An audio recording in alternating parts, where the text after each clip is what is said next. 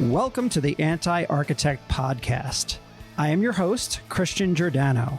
As president and owner of the design firm Mancini Duffy, I am driven by a quest for learning and radically changing the industry. With this podcast, I'm hoping to improve the industry that I'm so passionate about by taking a critical look at how architects work through a variety of voices and shared experiences.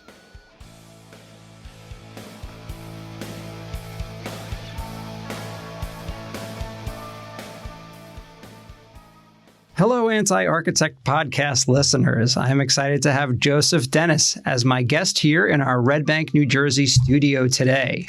Joseph Dennis serves as Principal, General Counsel, and Ethics Officer for Arup Americas, which has over 2,500 staff located in offices in Latin America, Canada, and the United States.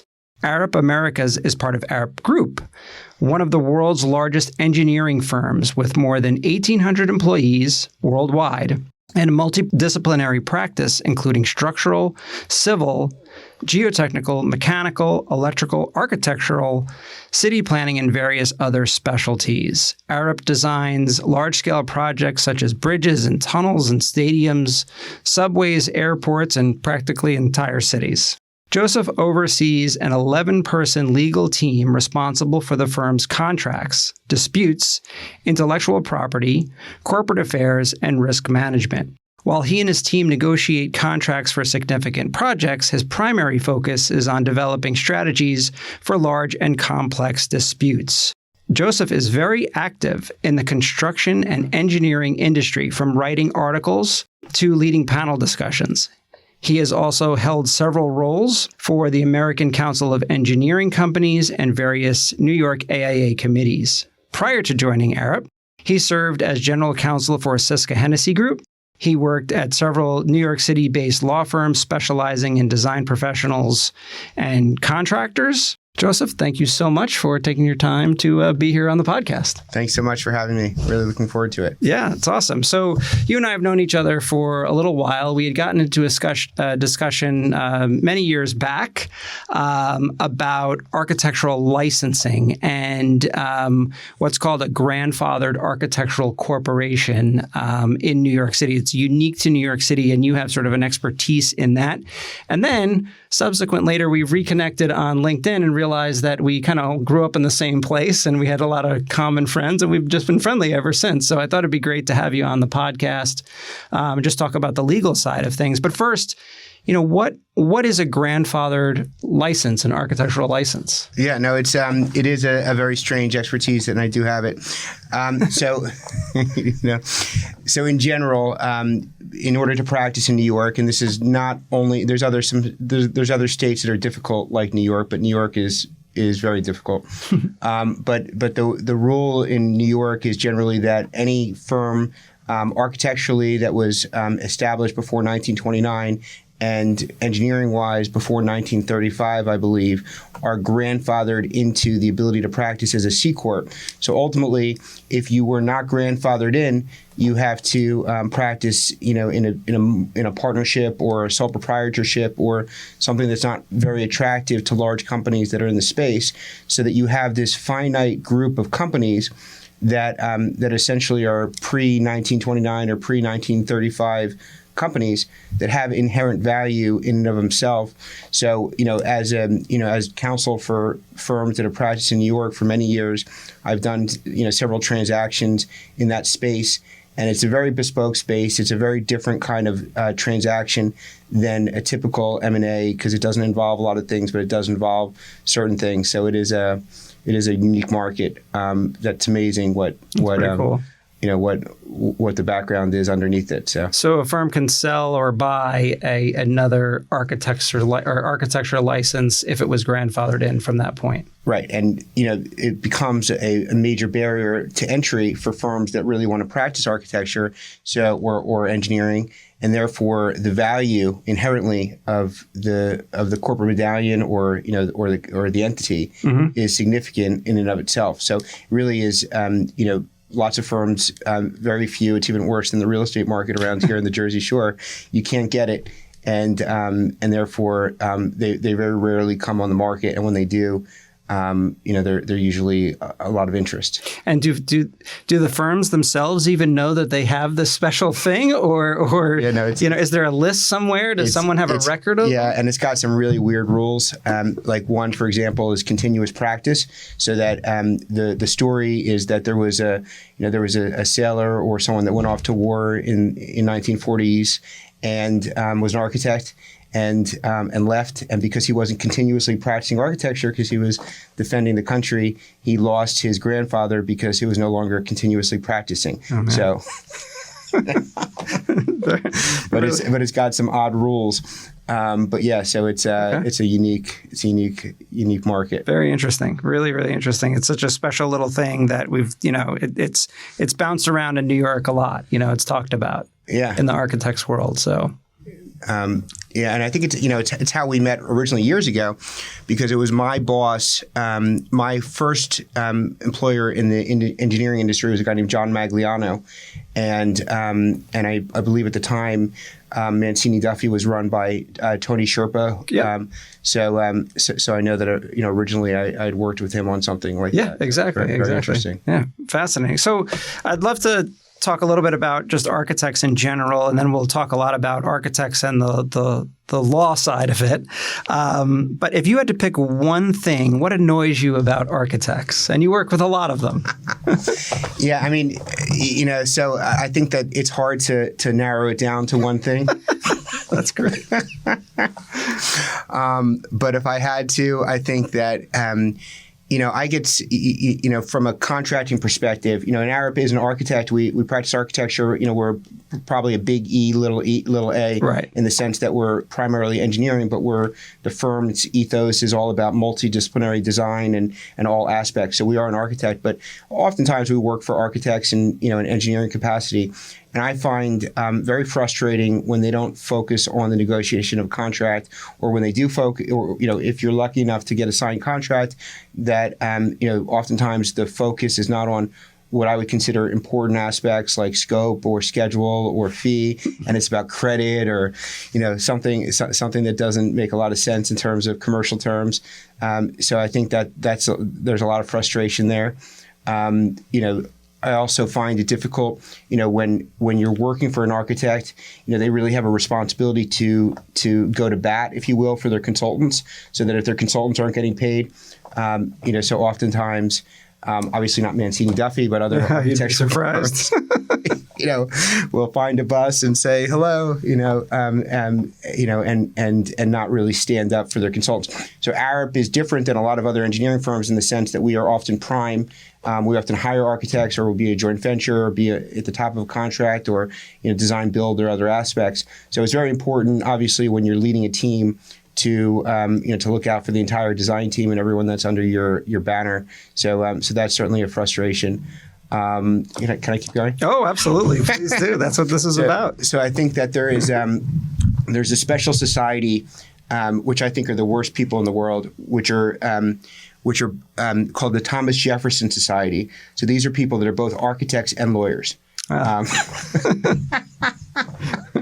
So a lot of my very good friends and colleagues that do this are part of the Thomas Jefferson Society, but usually very difficult people to deal with on lots of levels. So I digress. That's really funny. But yeah. So. It's funny that you mentioned the, standing up for architects, standing up for themselves and getting paid. It's something that we talk a lot about on this show, but then, it's a big focus of our practice in general. And we're terrible at it, and trying to get to the root of that, what is it? Is it that we care so much about design and we feel it's just such an honor to be drawing and designing something that we, at the end of the day, don't care about the financial side? Or have we just sort of given up on the value of what it is that we're producing? It's really it's a difficult thing. Or we don't want to piss a client off because, unfortunately, the client will turn around and say, you know what, you're really annoying about this payment stuff. I'm going to go to the next guy. They don't annoy me. I won't use you again, kind of thing. So it's a weird give and take that has just gotten out of control with the payment. It gets frustrating because, you see these amazing professionals that are really valuable and they don't know their value, right? They don't ask for the right fees.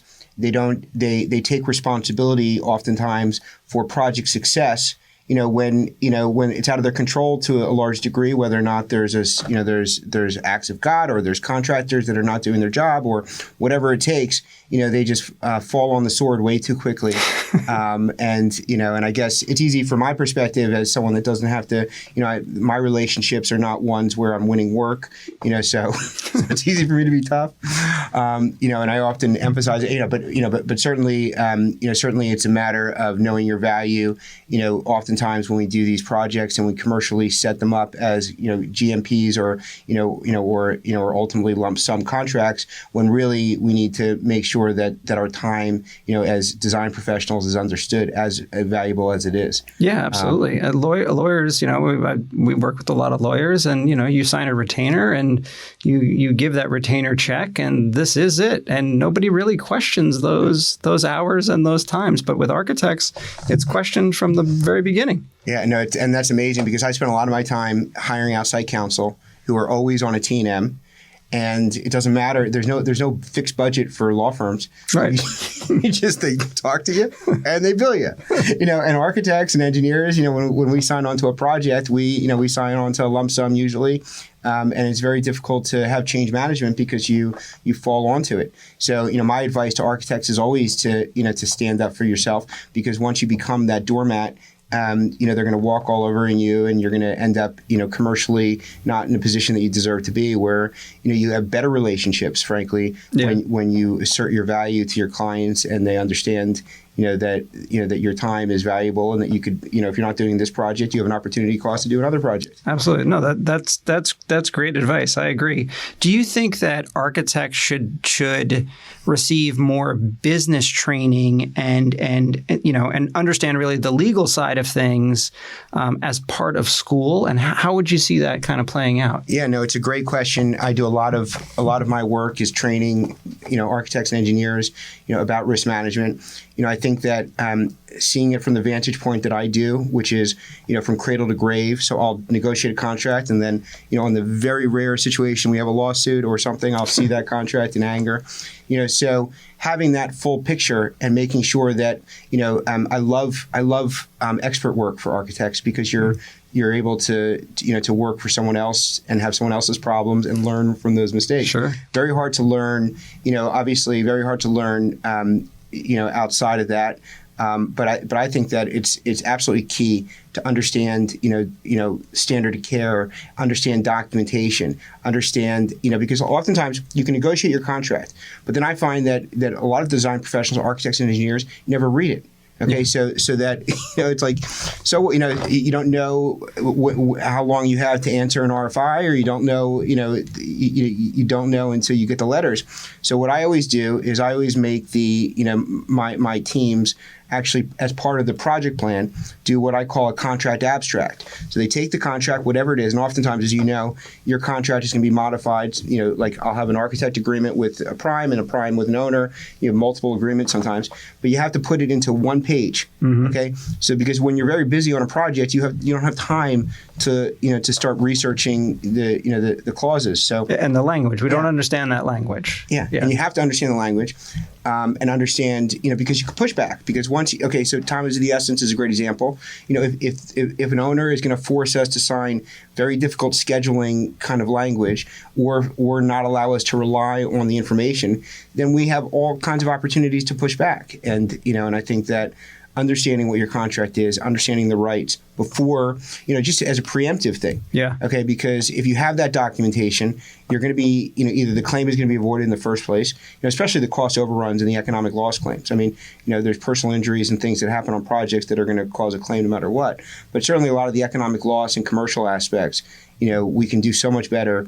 I always find that we can do a lot better, and and training, however it takes to to be interested and curious about what happens when the projects go wrong, is sometimes really key, because I think that you have architects that have this kind of fairy tale view that everything is going to go right, so and that's fine. Sometimes it does, right? Mm-hmm. But imagining what happens, especially when that this owner has not put a proper budget together. Yeah. Okay. When you just know that they've sold their investors, or they've sold their internal staff on something that is not true, because that allowed them to get approved. Okay, and then you're suffering the entire time because you're behind the 8 ball. Yeah. So so doing it early, having those kinds of meetings, when there isn't the pressure, understanding your contract, and then just doing a great job documenting. And that means like you get a phone call, you have a project meeting, take minutes. Send those minutes through, even if you're not asked for it. Okay, as per my conversation, have that conversation, and then write that email with a nice tone and everything else. But it's just confirm it, because oftentimes assumptions are made about things, and then the disconnect happens later on. That's a really good point. So one of the things I know at our firm, we do well is take meeting minutes, right? That's a big pet peeve of mine. I remember, I would always do that, coming up, and we are good at that. But it is those things in between, right? Those phone calls or those sometimes, clients will text you stuff, right? And there is no actual documentation behind that. So that's a really good idea to say, hey, per our whatever, this is how we're going to proceed here, And then file it, okay? Because, oftentimes the claim is years after, 3-4 years after. So that text message is great, but then put it into your project file, take a screenshot of it, put it into your project file so it can be accessed later on when you need to. Try to put it into an email, and always get into a habit, for little stuff. So it's just someone being thankful. Oh, thank you for confirming that. We agreed that, I'm going to do an additional 3 site visits when I was only supposed to do, 2 site visits, right? And, and they're not going to send you a signed change order. I mean, maybe they will. Okay, but but if you don't get a signed change order, then you do that. There's an actual evidentiary rule in law called the contemporaneous evidence rule. So that means that if I send an email and say the stoplight was red, okay, and you don't rebut it, you don't come back to me and say, no, it was this, then later on at trial, you can't even introduce evidence that says it was anything but red, because it's an irrebuttable presumption that that I've said something. So it's really important that when you do the documentation, you do it in real time. Sure. And it just becomes part of the business habits that you do. I love it. That's amazing advice. So I would love to kind of go through, I told you this before, I probably have about 30 questions here of architect and legal questions about architecture and engineering. So I don't even really know where to begin, but I'll pick a few here that we'll throw out. So I guess my first question to you is, what sparked your interest in going into this type of law? Because it is very specific. It's not, your general practitioners, that kind of thing. Why the real estate or construction, architecture, engineering? Yeah, I was a philosophy major with a history minor. Never took calculus at Rani, where I went and our kids go. And so I really fell into it. I mean, I was telling you before about my first boss in the industry, a guy named John Magliano, at Syska Hennessy Group prior to coming to Arup. And he had a taxi cab accident. I was working for a law firm that did a lot of work for design professionals. Syska Hennessy was a client. Okay. So he had a taxi cab accident. And as he was recovering, his resolution was, I don't want to deal with the lawyers when I get out. So he asked the partner, and I was like, 3 years into law firm practice. I was very young in my career. And I had this opportunity, to be internal and eventually general counsel for a firm, but it was really an industry that I fell into, to be perfectly honest. I've always, and I've spent my whole career working for architects and engineers, very, scientific, STEM, math-focused people. And I've always found, well, can you draw me a picture? And it's always helped because I get to kind of be Columbo in these claim situations where if I was more technical, or a failed engineer or failed architect that became a lawyer, I wouldn't have the comfort level to really ask some basic questions. But yeah, so it's I really fell into it. Oh, that's great.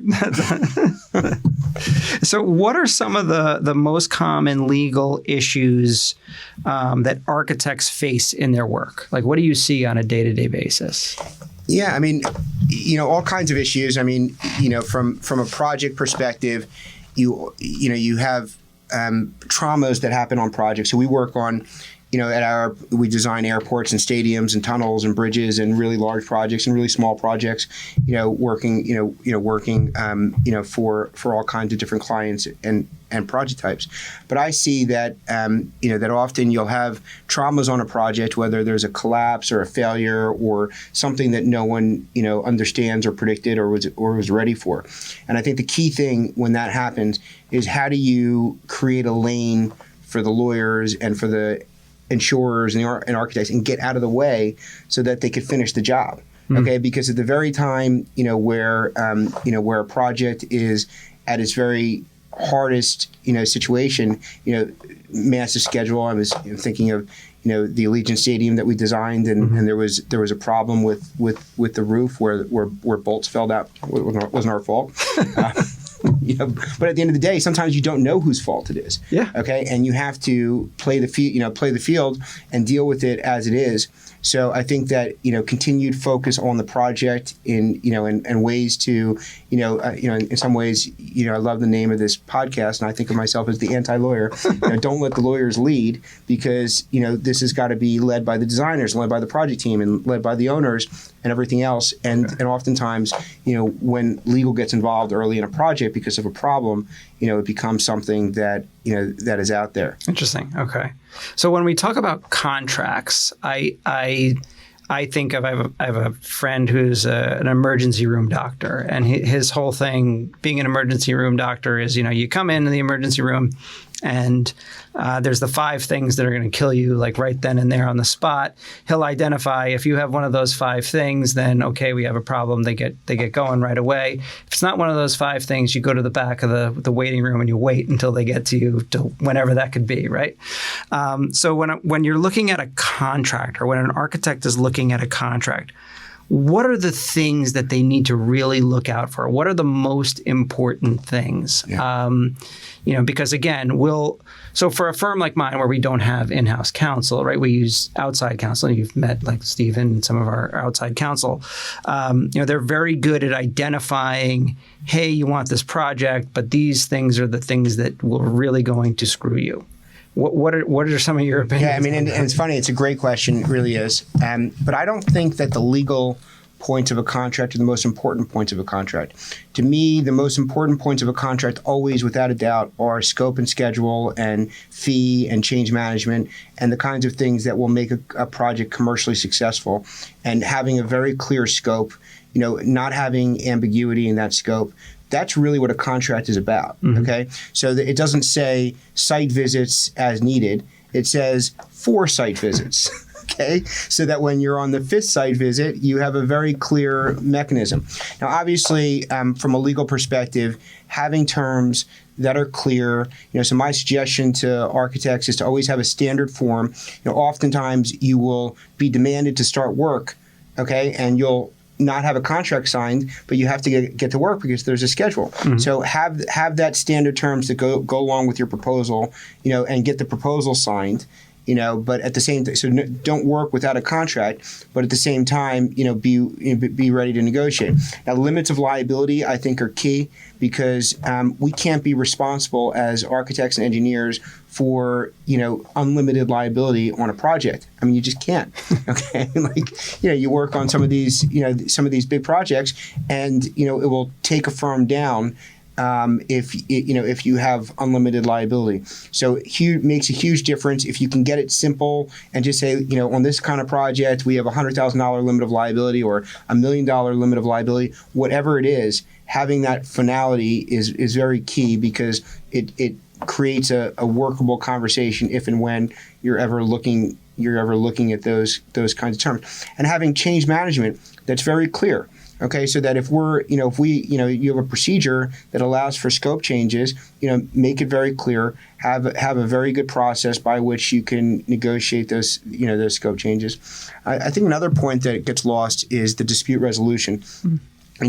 Having a process that defines exactly what happens when there's a dispute.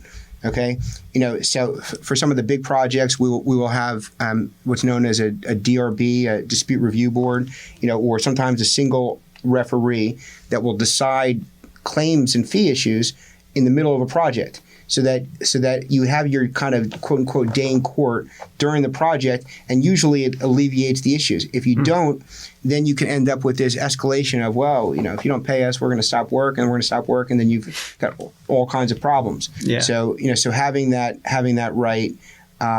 Commercially successful projects, usually don't have claims on them. So I think those are the key points. But really is not the indemnity. I mean, the indemnity is important, and we can talk about a lot of legal issues. Very rarely do you find the intellectual property clauses to be overly relevant. But I think the most important thing is to have a very clear scope that shows what's included and what's not included. Okay. So I think that would be the most important thing. So you mentioned this twice in two different ways: signed proposal and lucky enough to get a signed proposal, I think is one of the earlier references you made. And we struggle with this. I know every architect I've ever worked with, and now, as an owner, we struggle with this all the time, right? We proceed, it's go ahead, we proceed. And many times we don't have a signed proposal. If we are a little skeptical about the type of client or type of project, if it's a study, we will go out of our way to say we will not start until there's a signed proposal. But there's plenty where, we just go. It's a hospital that we've been doing work with, and we just go, right? Or it's a big, Fortune 500 company, and we've had a contract in the past, and now they asked us for another proposal, and it never gets signed, and we just go. So I don't exactly know what my question is, but is that is there a contract there or not?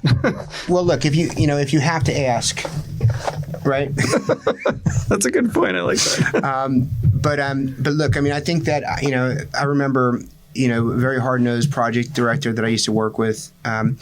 You have to name and shame. Okay, I mean, certainly DocuSign has made it easier to just say, look, there's, you buy a house, you deal with a broker, you go to the doctor, they're not going to allow you to do something until you do the DocuSign. So you have to, it's once again, as you said before, it's knowing your value. The other thing that you can say, to save face is that you're a professional, you're licensed with the state, licensed with, and it's part of your responsibility as a licensed professional to work with signed contracts. But it's unfair. I think that if you get, just ask, very politely, and just say, well, we're happy to do the work. I brought a copy, and don't make a mistake actually bringing a physical copy of the change order or the proposal and say, could you just sign? What are they going to do? Okay, it's a lack of confidence, however you want to put it. But if it's important to you, and you have the work. Okay, actually asking for that is something that just shows value, shows professionalism, and all of that other stuff. But it's not something. It happens all the time, and it happens on airport projects and state, massive projects. But it's never like you go in with not wanting to have a signed contract. You just go in saying, okay, here's a proposal. They never sign it. They send it. They accept the terms, but they never sign it. Yeah. And then by the time you have a contract, by the time it gets to the lawyers to send you an AIA or whatever the version is, you have issues. And it's like trying to negotiate the rules of monopoly or what a house costs, in the middle of the game. Yeah. You can't do it, and it makes it impossible. And then you have projects where everyone looks bad. And do you have a contract? Yes, you have a contract. A contract is, by law, is not something that is signed. A contract by law is something that has an offer, has an acceptance, has consideration, has a fee. So it has all the elements of a contract. Okay, you'll have an actual contract, but we won't know, what state the jurisdiction is, because you're in New Jersey or you're in New York City and the owner is in Philadelphia, and and whatever it is, everything is emotion. Everything is expensive. Everything is uncertain. And I think that we like certainty. Even I'd rather have a bad contract. Okay, I'd rather have a contract that doesn't have great terms. Okay, then not have that kind of certainty in the agreement. So I think you just have to be vigilant. You have to make it in your culture. You have to use your accounting system to say that we're not going to give you a job number to bill against. Yeah, we do that a lot. We blame our finance department a lot for we make them the bad guy. And trust me, our CFO, she'll always say, "Make me the bad guy. I don't care. Go for it." Exactly. And and then you equivocate, right? Because then you say, "Well, I have an email that says good luck." Is that a contract? Well, they count. Usually the accounting people are more junior than the project director, and and they're going to say yes. So it has to come from the top. It has to be this kind of vigilance from the top, and you have to have some real war stories of what happens when you don't have a contract and all those uncertainties that you could go through a list. But just it just looks bad too. I mean, it's like if you have a problem on a project and you don't have a signed contract, it's just not where you want to be. Yeah, agreed. Something I've always wanted to really get some clarification around is condo versus rental. Because, we've been sort of the previous generation of Mancini. It's been drilled in us, you don't want to get involved in condos. You only want to do rentals. And we've been doing more and more multifamily. And so far, they've all been rentals or student housing or something like that. So what is the difference from a liability point of view of a condo? It's a great question. And it's, so you could have the exact same project. One is by Avalon Bay, and it's a great project to work on, and the exact same building, and it's by 181 Broadway, and it's a condo, and it's a much more liability for the designer. The reason is that every condo board has at least one of the at least two lawyers on it.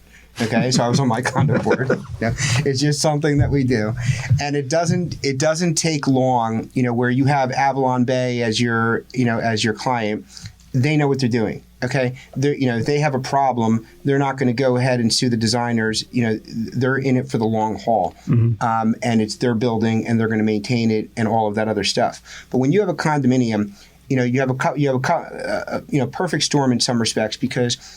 One, you have an owner group that's led by a lawyer on the board, and he's trying to gain favor among his neighbors, and he's I can do it, or push it out, and you have an environment where it doesn't take a lot to start some really dumb lawsuits. Okay, so you have that on its face. But then you also have a liability that you wouldn't have with Avalon Tower. So let's say you sign a contract, you do a great job, you get a limit of liability, and Avalon says you're only going to be liable for $1 million on this contract no matter what. Problem is that if you sign a contract with the condo board and then it's turned over and or developer is your contract, then eventually it gets sold to another person. They're not beholden to that limit of liability. They're just an owner that that is unhappy with their air conditioning or unhappy with some aspect of a project. But I don't really believe, I think that there's certain things that you can do that aren't typically done. Like, for example, you can get your contract, okay, you can tell the developer who's going to make it a condo, you can say, listen, I want my contract to be part of the HOA documents, okay? So the condo association is going to, give you a phone book of stuff you have to look at when you buy the condo. If the architect's contract is in there, then it reduces one of the main liabilities. It's usually the developer doesn't want to do you any favors, and you're, but usually if you push hard enough, and we've gotten that done, so you've actually gotten your contract as part of the public documents that get passed down. So if I sell my condo to you, you're signing on to to all these documents. When you get your contract on there, it's a great thing to do. So, wow. So that's something. That's a really interesting way of looking at it. Yeah, I'll send you a form. Oh yeah, okay. All right. I like that. I like that. How have changes in technology impacted the legal side for architects, like things like BIM and digital drawings? I mean, not that that's all that new, but seeing that evolution over your career and my career, and now thinking about it in terms of AI. Yeah. So I don't think that design professionals should be scared of the technology. One of the great things about Arup is that our founder, Sir Ove Arup, when he founded the firm, in the 40s. One of the first big projects was the Sydney Opera House, which is the very first project to use computers, with Utsan to do those concrete structures. So I think that, having a comfort level with cutting edge and always using, so AI is something that's not new to design professionals. We've been talking about it for years. Yep. It kind of exploded into the public knowledge with ChatGPT and everyone talking about it. But I think that you have to be very careful. The licensing boards have not caught up with BIM, let alone AI.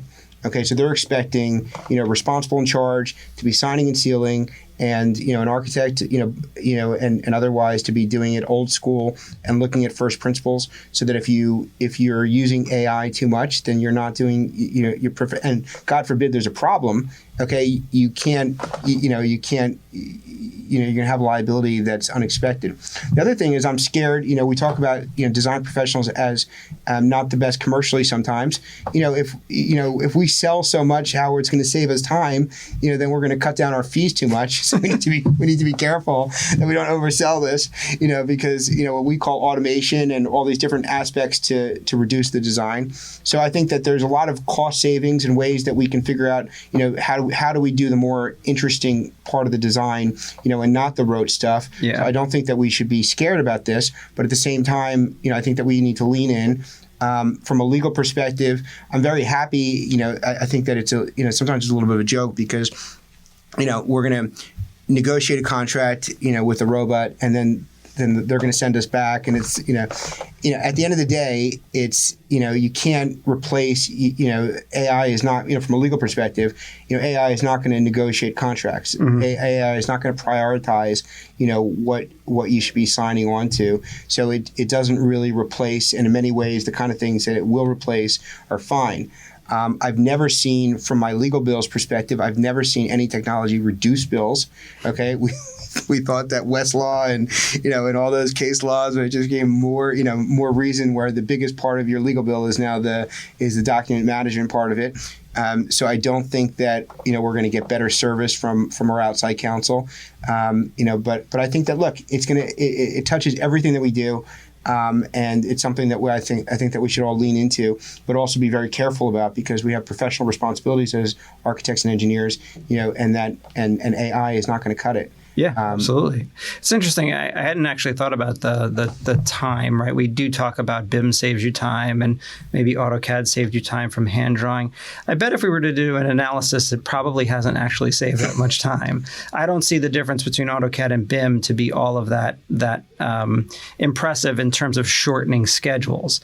It's just another tool. It's another way of drawing. You're still putting in the same amount of hours. You're just getting maybe something a little bit better coordinated, or maybe you're drawing things that you don't necessarily need to draw, or you're now wasting time doing multiple options of something that you didn't need to because it's easier to do in the computer. Yeah, and it's very inefficient, right? And you see that we're always very reluctant to allow the contractors to have our models, mm-hmm. Because we want to actually have these great models and then reduce it to 2D, yep. and then give our deliverables. Exactly. Print it out on a piece of paper still. Yeah, it doesn't make any sense. It doesn't make any sense. And then I also find that, design professionals are the very worst when it comes to, patenting and utilizing and protecting our technology, like you see in other industries. I mean, there's so much that we do that could be patented and protected, but no one does it.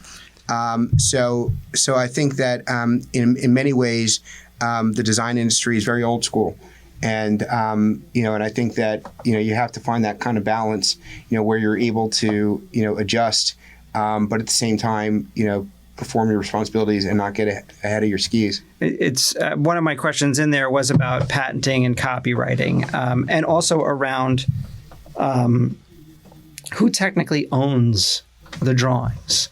So a bunch of questions out that. I guess one is who technically owns the drawings, and then two, what exactly would we be patenting or copywriting, right, in terms of a design? I understand technology, patenting, that kind of thing, or if you've invented something, patenting. But I mean, if it's a unique design, is it patentable, that kind of thing? Yeah. So, I mean, in general, it's going to depend on your contract. So there is the general principle that says that the author of a document, of a design, of a piece of art, the artist is the owner, unless you sign a contract that makes it a work for hire. And if it's a work for hire, then it's owned, by the contract. Okay.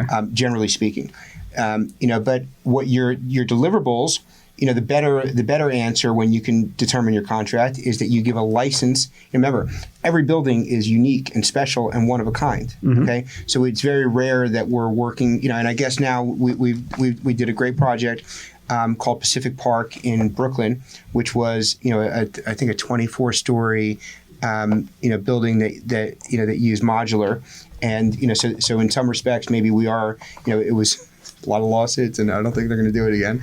So, nothing to do with us, of course.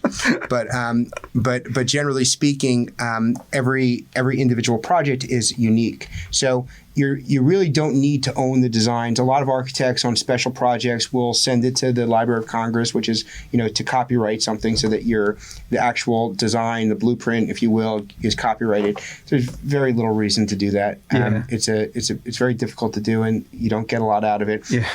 It's like, what is, I always ask, because I've been involved in, more than 20 patents, for the firm, or more. And, my first question is, well, what's your return on investment? Okay. You may be able to patent this. Okay. So patent, technology, we did what we called a twisty, this is not a technical term, a twisty tower in Korea.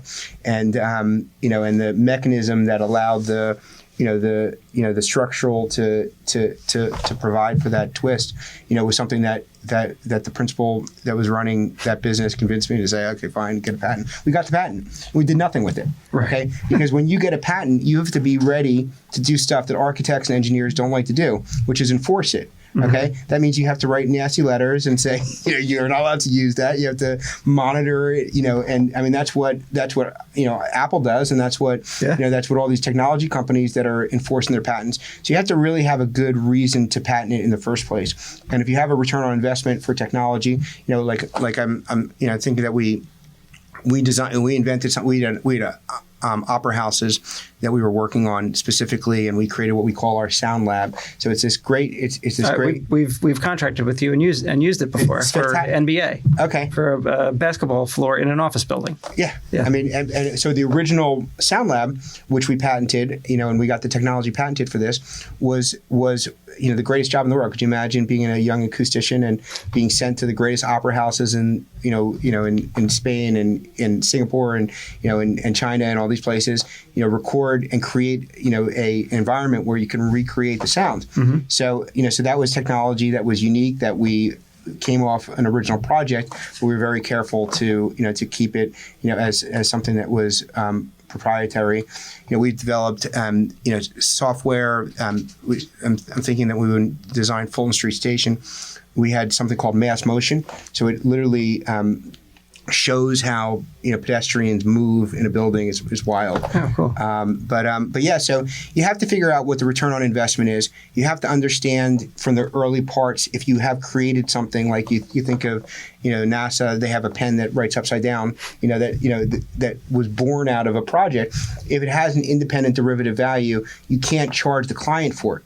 Okay, you can charge the client for the use of it, but when you're actually creating the technology, if you want to own it and not have the client own it, then you have to have an investment number where you're not charging the client for what you're doing to create the tool, and then otherwise. So that's something to think about. But I generally think that we spend way too much time. Like you have a limited amount of time in a contract negotiation, so I would rather pick your spots. Okay, I mean if you're not, I've spent way too much time on intellectual property aspects when you never see those issues, in the disputes. They never get looked at. Okay, so it's really spend your time making sure that a change order is very clear. It's not as exciting to do, right? But spend your time getting a limit of liability or having some aspect of a contract, and give away, but the best practice, the AIA standard form is going to say the architect owns the design and we license it to the client, to use for that particular building, and that way you keep the ownership. Okay. That's great. Best practice. As far as what you do on a day-to-day basis, you have 11 people. Is there that much work for 11 lawyers to crank? Is that many legal issues going on a day-to-day basis? Yeah, I mean, there's even more lawyers than that. This is the Americas, so I'm part of a global firm. But it's 11 staff, so it's 5 lawyers. Okay. I think that as I as I've developed in the industry and career, I spend less and less time on contracts and much more time helping in disputes and helping work through issues, helping teams on difficult projects. Okay. But yeah, we're busy. What are some of your favorite projects that you've worked on from the legal side? Yeah, no, I pinch myself because the kinds of projects that I've worked on, from airports to massive bridges and tunnels and different things that are just spectacular. I'm thinking, obviously the projects I spend the most time with are ones that have had serious problems. So a very high publicity situation I had that was very well publicized was the work that we did for the Transbay Transit Center, or the Salesforce Transit Center in San Francisco. The building next door that we had nothing to do with the design of started to lean. Okay, and that's a problem. It was the Leaning Tower of San Francisco. It was on 60 Minutes. This was a couple of years ago, yeah. And so I spent a lot of time kind of dealing with and working with our teams on that aspect. So that was one. We've had very well public, obviously, I spend my time in the dregs. We have so many projects that have no legal, that are of course just great projects, but that's just not where I spend my time. But the projects that I've really focused on are the ones that have claims. We did an intake tunnel under Lake Mead, and we've done a ton of work in Vegas, that has the Allegiant Stadium that I was talking about. But we have a specialty in observatory wheels. I don't call them Ferris wheels because they're very specific. But we did the high roller in Vegas. We did the London Eye, the Singapore Flyer. We designed and we were supposed to do the one in Staten Island that got canceled. But yeah, so there's a lot of projects like that. Claims wise. I had a very difficult project in Miami. That was the Perez Art Museum, Miami. So this was a project that opened a couple of years ago, and there's these massive concrete tees that are held by these precast bolts in the middle of construction. Thank God it was lunchtime. All these tees start to fall. So it's like, why did it fall? And so this was the moment for me that was the closest in my career to a glove that didn't fit, because you get a project site, essentially a police site. Right? Yeah. Construction's closed, and you're looking at this, and you have no idea. You have these mangled bolts. The contractor is telling you that it was caused by poor specifications and poor design, and you have no idea what it is. It wasn't until the day before the settlement discussion and a key point in this very public trial that we found the actual submittals that showed that it was tempered way too hot, and that it was made brittle. So that we actually had this this great piece of evidence that showed it wasn't our fault, that it was the contractor, and it was, thank God that this happened during construction and when it happened, because it's been really bad, but fortunately no one got hurt. So I think that that's the key thing that I've been able to do in my career is try to create that lane, so that because at that point in time, project credibility is gone. Okay, so that the structural engineer on a project or the architect of record on a project has a tremendous amount of gravitas, right? You walk in, and then a problem happens, and then all of a sudden, no one listens to you. Yeah, exactly. Okay, so I think that you need, Arup has a very deep bench. So that oftentimes the only way to fix credibility is to bring in someone else, okay, and someone else from your firm. So it's not an expert from another firm that's going to make it much more problematic. So a lot of times it's doing that. A lot of times it's creating this lane so that evidence can be preserved, but the focus is always on the remediation. Okay, so you could be looking at causation, but you're looking at causation as to what this is necessary for remediation. You're not looking at causation for blame. During the project, okay? But at the same time, you're preserving evidence, and you're having a place where you're essentially running interference for your colleagues. Yeah. Okay, you're getting out of the way so that they could finish the project. Often, which is now behind schedule, and in a train, not a real train wreck, but a problem. A problem, definitely. So going back to you, just personally. we touched a little bit on this. You grew up in Monmouth County, New Jersey, and we kind of rekindled our relationship when we realized that my daughter goes to your son was coming into Ranney School, and I'd love to get your opinion because I've met obviously a lot of Ranney graduates, and what did a school like Ranney do for you in terms of preparing you for such an elaborate career later on in life? Yeah, no, it's so great because I appreciate it so much more as a parent than I did as a student. I can tell you that. I was pretty much forced to go to Ranney because I had problems at RFH, academically and otherwise. But I just think that that Ranney, and it gets better and better, is creates a leadership, creates an accountability and a responsibility. So I think that you have these kids, diversity, worldliness. Ranney does such a great job of showing their students what a career looks like, different aspects. They do a lot of like Maymester and other things where it's great. It's been very satisfying to move back to the area. I lived in North Jersey for a long time, but my office is downtown, so I take the ferry to work, and it's spectacular. I'm sure. Literally 77 right Water Street is right there, and it's such a great area. So coming back after, I feel like Ulysses, I left it for a very long time. And then I've come back to this area and really appreciate how great it is as a place to live and by the ocean and all that stuff. Oh, yeah. So it's been great. But yeah, Ranney has been very, very special. Both my brothers went there with me, and having my daughter graduate last year has been amazing. That's great. It's just great. So I try to give back. I have Ranney students come to the office for Maymester last year. I'm doing it again in a couple weeks. Oh, that's cool. So it's great. Very cool. So in the last few minutes here, I'd love to talk about Arup itself as a company. I'm fascinated by the scale of a company like that. Right, that's my goal. Right, how do I get to that scale? And I'm going to ask an obvious question, kind of a dumb question, but they do get confused in the marketplace sometimes, and Arup and AECOM, because they're both big, they're both engineering. What are the differences? Yeah, night and day. And I think the key difference is the way we've grown. So AECOM has grown by acquisition. So you have all these great. I have a lot of friends at AECOM, and great design firm. Certainly.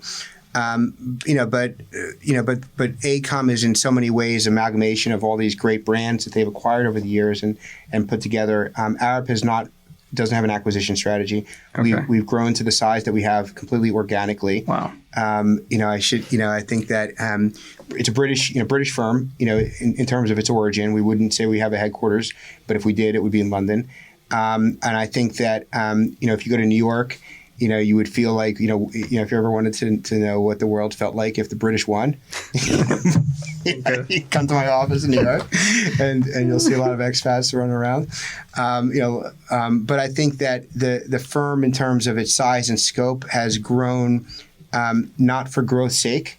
Okay, really, it has been the special part about Arup is that we have a unique ownership structure in the sense that we're owned by a trust, essentially ESOP-like, employee owned, so that the founder, rather than giving the shares to his family, gave it to this trust, and it's become this. But we don't try to grow. So we don't try to grow for growth's sake, and we just continue to grow like a weed. In my watch, at Arup, we were, in the Americas, where I'm responsible for, in the United States, Canada, and Latin America. When I originally started, we were less than 500 staff, and now we're 2,500 staff. Wow. So it's difficult. To grow in new offices and new areas without just doing why can't we just do an acquisition? Just catapult it. Yeah. Right. We have to make all these relationships, but it's always about finding opportunities, following our clients, And I think another area that's really helped us grow is the fact that we're multidisciplinary, so that we do every aspect. I mean, this is coming from, our origin story as a firm, which was, very much based on like the Bauhaus and, and trying to understand how we can do every aspect of a design. So in many respects, we'll do acoustics and we'll do MEP, mechanical, electrical, plumbing, architecture, facades, city planning, every single aspect. So it doesn't take a lot for us to grow very quickly, because we're growing in multiple disciplines, and we're supporting and we're working with collaboration. But we understand every aspect that we even that we sub out. So I think that the best way to grow is to not try to grow. To just try to have successful projects, great projects that are that are significant, that are challenging, that everyone is proud of, and the growth happens. How is the culture maintained? With that many offices and that many people? It's been very challenging in, the post-pandemic environment, obviously, because there used to be a lot more traveling. There used to be a lot more seeing each other in person. So I think that's been challenging for everyone, certainly for us as well. Okay. But I think that in general, it's the culture and the reputation and the fact that, everyone, there's so much, many of the significant principals from the firm that are coming from the same kind of vantage point, and since it is an organic growth company, everyone really knows each other, at a pretty deep level. Yeah. And we've worked, and there's a lot of mobility. So we will have people in our office that have worked in Australia, that have worked in Hong Kong, and they've worked in London and otherwise. And there's a lot of people, if you're a young person, Arup, it's very likely that you'll be in several different offices during your career. So it is a place where you get the best kind of culture development by sending people around. Yeah, that's awesome. So as we wrap up, is there anything that we haven't covered that you'd like to tell the listeners? I mean, this is so fun, and I just really, I was watching some of the podcast coming into this, so it's just, I love how the support of the industry is key. I think that what I loved about this conversation today is about talking about how designers need to understand how valuable the services that they provide are, and know their value, and that reflects itself in so many different ways. When we bill properly, get paid properly, get credited properly, and all of that other stuff. So I think that to me was one of the more interesting parts of this conversation. But yeah, no, awesome. It's been a lot of fun. Well, listen, you made, honestly, this was a great conversation. You made talking about the legal side of architecture a lot of fun. You really did. Good. You were so enthusiastic about it. And I genuinely, when I wrote out a lot of these questions, these are generally questions I have, right? And even though I deal with them on a daily basis, to kind of back up and think, okay, so what is important about this? Why do we do this? How can we do this better? There's got to be a better way. So I can't thank you enough for taking the time to be here. It was a lot of fun. Oh, great. Thanks awesome. so much. Thanks, Joseph. Appreciate it.